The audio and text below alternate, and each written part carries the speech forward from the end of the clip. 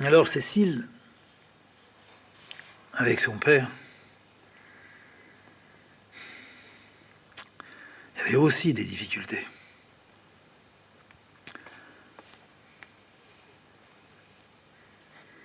La question était, qu'est-ce qu'on va faire quand il sera vieux? Puis il est devenu vieux. Puis au plus il vieillissait, au plus il agressait sa fille, mais il l'agressait devant moi. C'est à moi qu'il montrait l'agression. C'était pas tellement à elle. Ce qui tendrait à prouver que c'était pas un mauvais homme. Mais voilà, il était sûr que toute sa vie, personne ne l'avait aimé. Ça arrive, ça. C'était pas une tante. Il aurait pu l'être. C'est un peu ce qui arrive. C'est un peu un comportement de tante. Que ce soit des lesbiennes ou des homos. Oui, ils n'ont pas été assez aimés. Du moins, ils le croient. Du moins, c'est ce que je crois. Mais je les aime. Donc j'aimais le père de Cécile. Simplement, mais bien.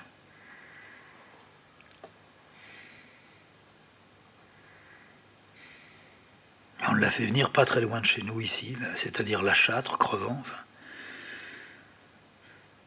Puis il a fini par disparaître. Et j'ai fait plusieurs fois des rêves sur le père de Cécile. J'essayais, c'était plus fort que moi, non pas de les rabibocher, mais de faire en sorte qu'un jour j'entende dans un rêve, je crois que c'était ça. C'était donc un profond désir que j'avais. Ou peut-être un profond désir que je n'avais pas. Que le père de Cécile dira à Cécile, Cécile, je t'ai toujours aimé. Et que Cécile, tombant devant lui, lui dise, père, je n'ai pas cessé de t'aimer. Ben, ça n'est jamais arrivé. Le père est mort. Il n'y a rien eu de tout ça. On peut dire que la mort du père, c'est un échec pour Cécile et pour le père. Cécile allait le voir, Cécile se précipitait quand il avait un petit étourdissement, un malaise. Lui-même, il s'enfilait dans la gorge des tas de tranquillisants pour crever, mais pas suffisamment pour émotionner, si l'on peut dire, sa fille, et pour que la fille se précipite et à ses pieds lui dise « Père, père !»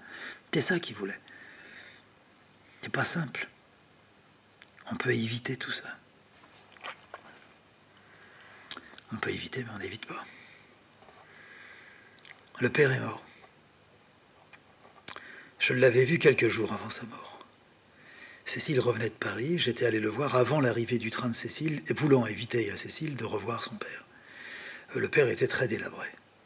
Mais, disons, la mémoire, la réflexion, la parole, ça tenait toujours assez bien. Il faut savoir faire la part là-dedans. Alors, en le voyant, je lui avais dit, Cécile est allée à Paris, elle est en ce moment assez fatiguée. Elle a vu un médecin, ce qui n'était pas vrai cette fois-là, mais c'était vrai la fois précédente. Voilà, je suis venu moi. Je vais la prendre tout à l'heure au train, elle arrivera vers 10h du soir. C'était pas vrai, c'était 8h du soir. Donc elle ne peut plus venir à ce moment-là, mais elle m'a dit surtout, tu embrasses beaucoup mon père. Alors il baissait la tête comme ça, l'air de dire, ouais, parle toujours. Bon. Ça, je pouvais rien y faire. Mais il m'a quand même demandé, et sinon, qu'est-ce qu'on dit? Ah, ça ne voulait pas dire qu'est-ce qu'on dit, je sais pas, moi, dans la politique, aux usines Renault, n'importe quoi. C'était qu'est-ce qu'on dit de choses qu'il connaissait. Alors je lui ai dit, eh bien, Léo, qui était le beau-frère du père de Cécile, c'est-à-dire Léo était le frère de la mère de Cécile. Je lui ai dit, Léo a eu un accident. Ah, alors ça le réveillait aussi sec, hein, aussi sec. C'est grave? Ben, je lui ai dit, c'est un problème, voilà l'accident qu'il a eu.